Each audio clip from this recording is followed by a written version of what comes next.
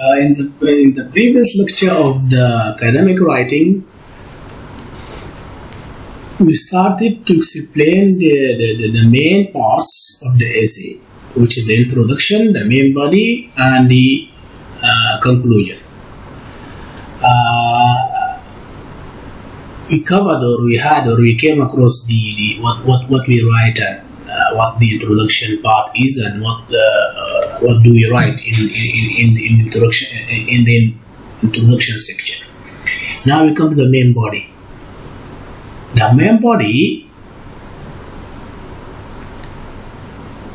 main body for your assessment or your topic or essay is important to identify the key points that will form the basis of your argument or discussion. And don't forget to refer back to your assessment brief and notes from your brainstorm or mind map. If you remember the first step of before we start writing the essay, we brainstorm and mind map the topic. We collect the data and then we mind map it, organize it, and then this will help you to identify what is in the introduction part and what is in the main body part of the essay. This is why for each key points that you present in your argument or discussion, you have to consider the following: the context. To whom are you writing this? Why are you writing this? Is it medical? Is it descriptive? Is it argumentative? Is it comparative? And all these things. Information gathered. How do you gather the information, and how this information help in writing the essay? Findings from your primary research.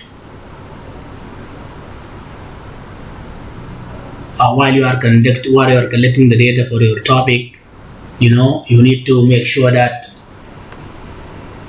what are the findings and how are these findings help you to write your topic.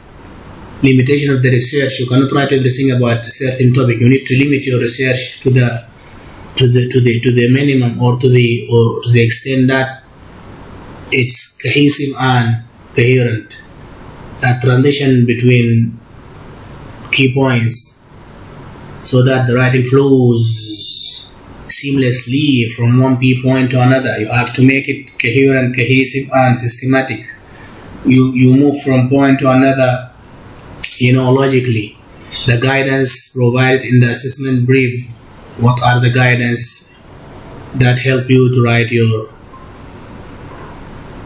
own opinion in relation to the key points between? If you got information about this and you think you have you have different opinion, or you agree or disagree with that opinion of what you conducted.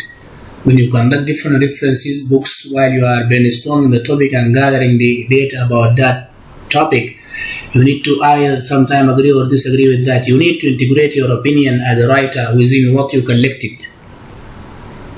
You need to provide examples and references and other evidence to support your position, to support your argument or discussion or description of what you're writing.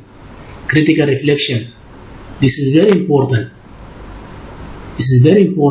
In academic writing. You have to reflect your own opinion, insights. You have to be insightful from your own perspective, according to what you collected, what you read about the topic or the discussion or the description of what you're writing about. Critical reflection about that from your own.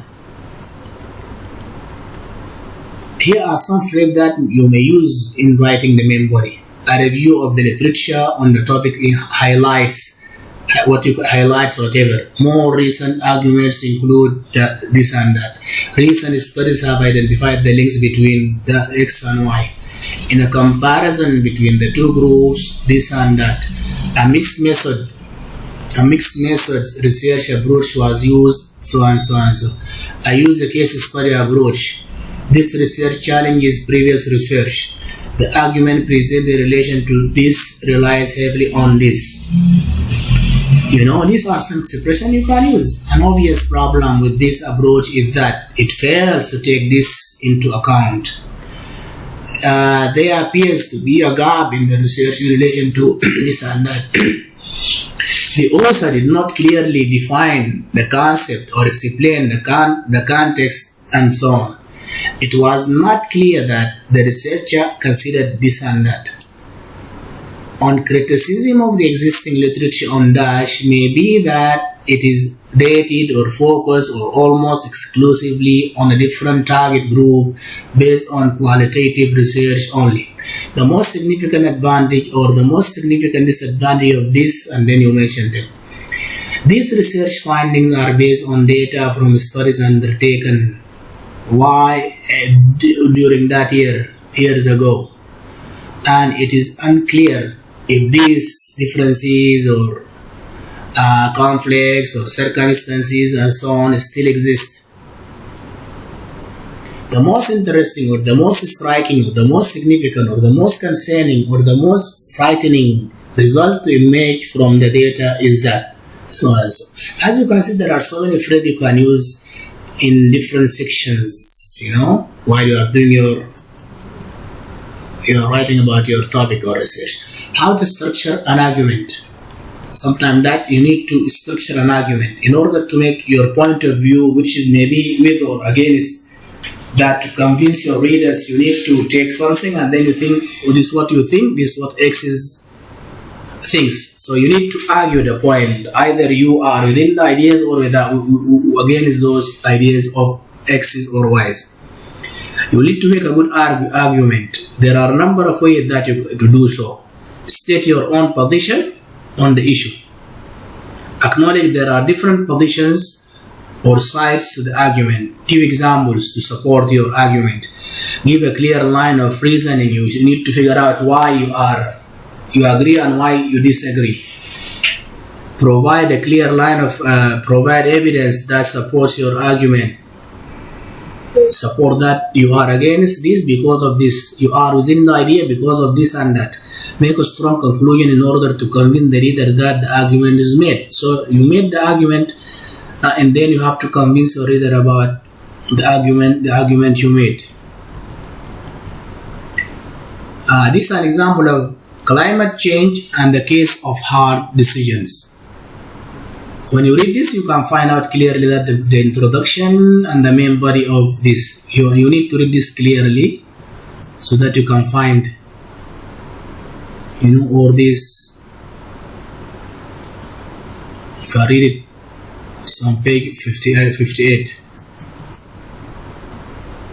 Reference this, for example, of argument on page here. These are the references. You need to read to sometime that after each section you need to find the references that you use to help you to write about reference, the book or whatever that you consult to find. When you brainstorm, remember this is a very system.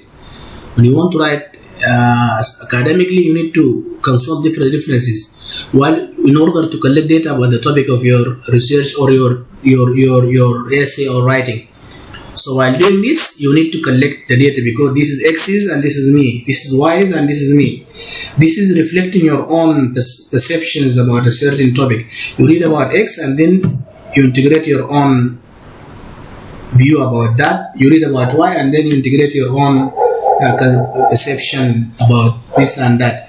So while doing this, you need to refer to X and you refer to Y. That means you refer to them, and you write references. You have two references here about certain topic. After each, you need to list the references. These are the references of this topic. These are the references of this topic. Okay. So simply, this is the main topic. You write about the introduction and then the main body of your essay or research or topic. Either you are writing a scientific paper or a case study or research.